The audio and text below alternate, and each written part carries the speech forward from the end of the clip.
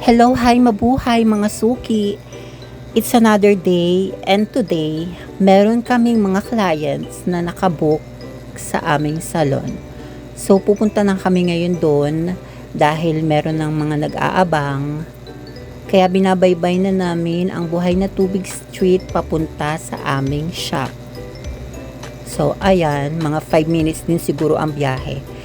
By the way, I would like to welcome you to my channel. And for today's video, gusto ko lang i-share kung paano ako mag-color sa aking client ng two-tone ash gray. So ayan, nandito na kami sa shop at nandito na rin ang mga clients namin. So na-apply na namin sila ng gamot kanina. So nakababad na. Super fast forward, dumating na yung client na ito two-tone ash gray ko. So, ayan yung hair niya, meron na ding regrowth, ang haba na rin ng regrowth niya. At na-bleach ko na siya before, ako rin yung nag-color sa kanya last time. Full head din ang ginawa naming color.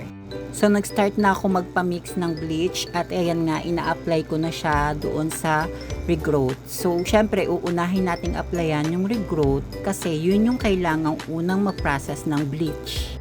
Gaya nga ng sabi ko last time, meron kami kanyang-kanyang technique na mga hairstylist kung paano mag-apply ng bleach, lalo na pag may regrowth. So, ang una kong ginagawa is nilalapatan ko muna yung ibang part bago ako nagsisectioning.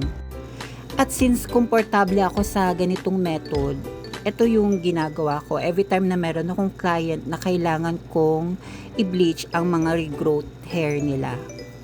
Pero syempre, sa bawat pag-a-apply ng gamot, napaka-importante ng sectioning para mailapat mo ng maayos ang gamot.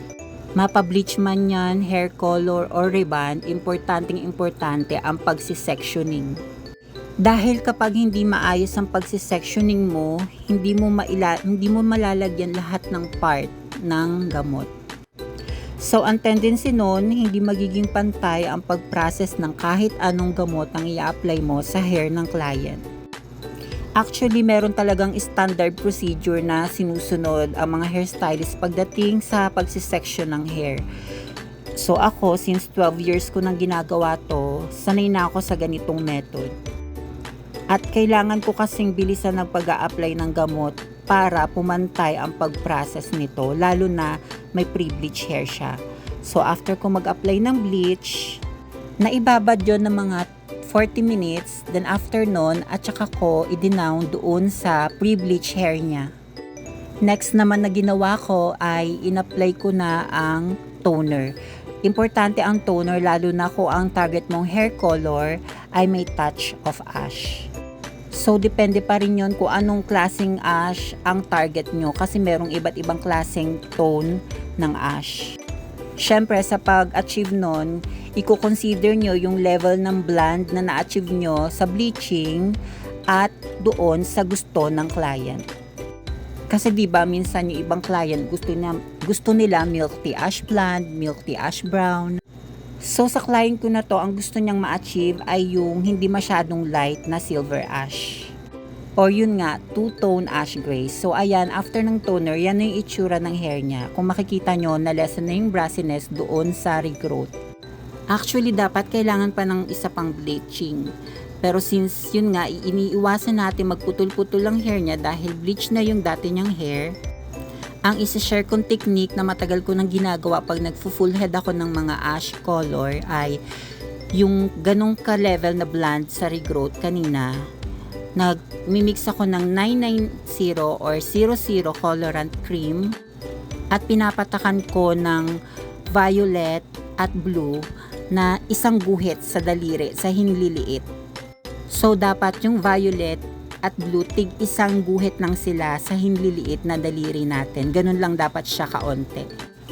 Imimix mo munang maigi yung tatlong colorant na yon, then at saka mo hahaluan ng 9% developer cream. At syempre, uunahin mo pa ring applyan yung regrowth para yun yung unang mag-lift since yung daras ng hair niya ay lighter na. Kung makikita nyo na i-down ko na yung color sa daras ng hair niya kasi nag-process na yung color doon sa regrowth. Kaya sa mga oras na yan, biniblend ko na lang maigi yung hair color. So, inabot din ako ng 45 minutes sa pagbabad bago ko pinaanlawan. At sumunod na yung hair botox treatment niya. So, ayan, nakababad na rin yung hair botox treatment. Importante rin na yung mapipili yung product for hair botox is yung hindi nag-fade ang color. Meron namang available sa market na mga hair botox product na pwede nyo magamit or pwede nyo itry para malaman nyo kung alin doon yung mga product na nag-fade ng color. So, yung ginamit namin dyan, matagal ko nang ginagamit for fashion color, kaya subok ko na. Comment down below kung gusto nyong malaman kung ano-ano yung mga products na ginagamit ko mula sa colorant hanggang sa hair botox.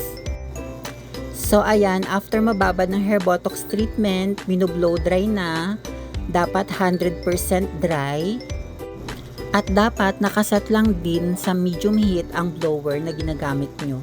So, ayan mga suki, natapos na tayo sa hair niya. Ayan yung before, at ito yung after. So, ayan, makikita nyo.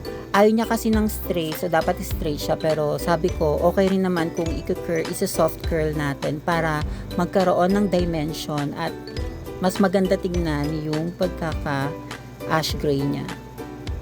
Nag-iiba-iba yung tone niya, depende sa ilaw. Pero all in all, super happy si client kasi na-achieve niya yung hair color na gusto niya. At hindi niya kailangan mag-worry na kapag nag-wash na siya ay magkakaroon ng rubberize ang hair niya. Dahil kung tutuusin, yung regrowth lang naman yung na-bleach kanina. At yung daras ng hair niya, na-refresh na lang yung color. Kaya importante yung pag-tone down ng hair at yung pag-blending ng color para sigurado kayo na ma-achieve nyo yung target fashion color na gusto ng inyong mga client. At syempre, bibigyan nyo sila ng advice kung paano nila aalagaan ang fashion color hair nila. So, we're done for today mga suki. Thank you so much for watching and don't forget to subscribe to my channel. See you again in my next video. Bye!